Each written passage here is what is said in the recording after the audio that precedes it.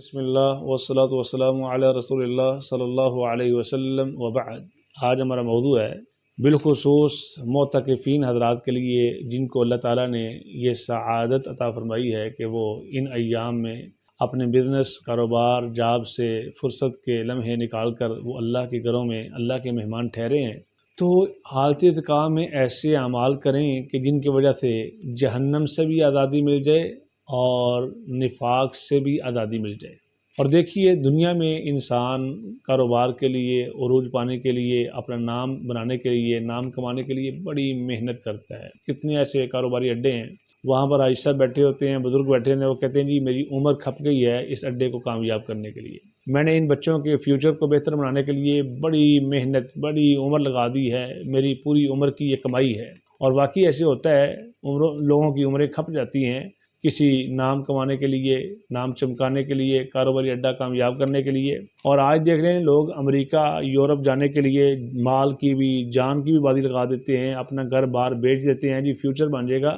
لیکن کبھی جو اصل فیوچر ہے، جہاں اخروی ابدی سرمدی زندگی ہوگی، جہاں کبھی پھر موت نہیں آئے گی، جہاں ہمیشہ ہی ہمیشہ ہوگا، جہاں پر نعمتیں ہی نعمتیں ہوں گی، اور ایسی نعمتیں کہ دنیا میں کسی آنکھ نے دیکھی نہیں، کان نے سنی نہیں ہے، اور انسان تصور تک نہیں کر سکتا، اس فیوچر کے لیے آج ہم کتنے غافل ہیں اور کتنی ہم تیاری کر رہے ہیں۔ کس قدر شوق اور ذوق ہونا چاہیے تھا اور کس قدر جذبات ہونے چاہیے تھے، لیکن اس میں امت مسلمہ غفلت کی نیند سو رہی ہے۔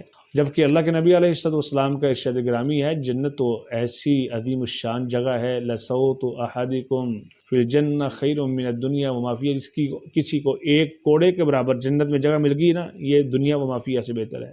لغدوۃ اور روحۃ، صبح مل گئی ہے، شام مل گئی ہے جنت میں، خیر من الدنیا وما فیہا، دنیا وما فیہا سے بہتر ہے۔ اور کسی روایت میں ایک کمان کے برابر جنت میں جگہ مل گئی ہے، خیر من الدنیا وما فیہا، دنیا وما فیہا سے بہتر۔ دنیا میں امریکہ، یورپ، کینیڈا، انگلینڈ، کیا کیا عرب ممالک اور وہاں کے پوش علاقے، یہ کچھ بھی ان کی حیثیت نہیں ہے جنت کے ایک گز کے برابر بھی۔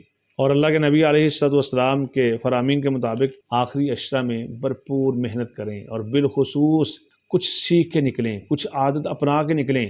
یہاں تک تو یہ ہے کہ لوگ چند لوگوں کے ساتھ بیٹھتے ہیں، جو ان کی عادات ہوتی ہیں 2-3 دن میں اڈاپٹ کر لیتے ہیں، اور پھر پوری عمر وہ عادتیں ان کے اندر سے جاتی نہیں ہے۔ تو اللہ کے گھر میں مہمان ٹھہر کر، آ کر، رہ کر، 10 دن گزار کے ہماری عادت کیوں نہیں بنتی کہ ہم باجماعت نمازی بن جائیں؟ اللہ کے نبی علیہ السلام کا ارشاد گرامی ہے کہ من صلی للہ 40 یوما، جو 40 دن اللہ کے لیے نماز ادا کرتا ہے اور اس کی کوشش یہ ہے کہ وہ تکبیر اولیٰ کے ساتھ باجماعت ادا کرتا ہے، کتبت لہ براءتان، اللہ تعالیٰ اس کے لیے 2 آزادیاں لکھ دیتے ہیں۔ پہلی آزادی کیا؟